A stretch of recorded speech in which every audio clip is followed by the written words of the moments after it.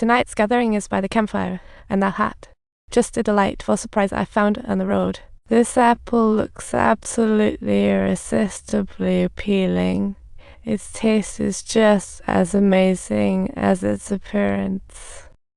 After a month of wandering, Chris' eyes sparkle with the vibrancy of nature, enviable indeed. The police eventually found the license plate by his abandoned car. Talk about dramatic.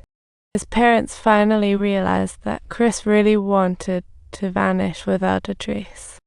Chris hitchhiked with a pair of wandering middle-aged lovers, and they made him feel all warm and fuzzy. This carefree couple reminded Chris of his parents, a mix of nostalgia and confusion. Chris may have been born into privilege, but growing up amid bickering was its own tragic comedy.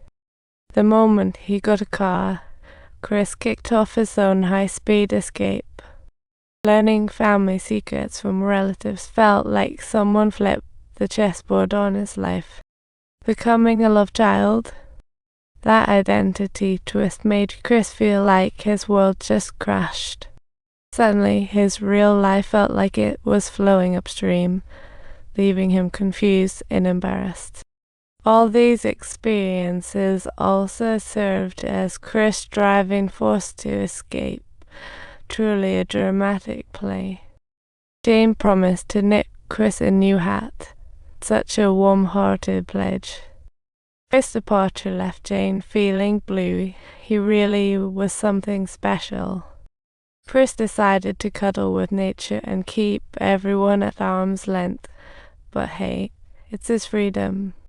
He didn't want to lose his authenticity and courage in this fast-paced life. He sought a return to inner peace. Chris continued his spiritual revolution. What a fearless traveler he was. He came to the farm to seek a job, swooping in just like a superhero descending from the sky.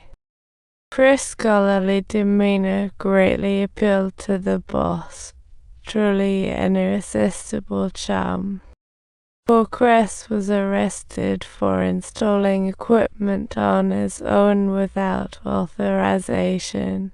What a truly silent and heart-wrenching tragedy. Listening to the boss, he decided not to head north immediately. Clearly, life's little twists. Chris was drawn to the river, and bold thoughts popped into his mind. Impulsiveness is a devil. A license application in 12 years. What a long process. Chris turned on his heels and defiantly chased freedom. What a war. What's a license? He was eager to rush to the river, determination unwavering. However, when confronted with the vast river, he couldn't help but hesitate, as if he was deeply contemplating the true meaning of life. With determination, Chris cleared the obstacles, as if smoothing out his inner turmoil. Floating down the river, Chris unexpectedly met a young camping couple.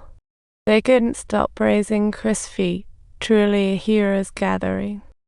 Only 300 kilometers to the Mexico-US border now, practically a stone's throw. He had no choice but to rush off, with the police hot on his heels. What a thrilling game of cat and mouse. At times he played in the water, sometimes connecting with nature, dancing with the wild.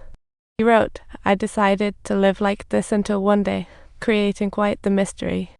Floating down the river to the sea, Chris experienced the ocean's depth and the tranquility of goldfish. Living solo in a cave for 36 days, he felt like an adventure right out of a movie. Chris crossed the border like a hasty mover sneaking through, unbelievable.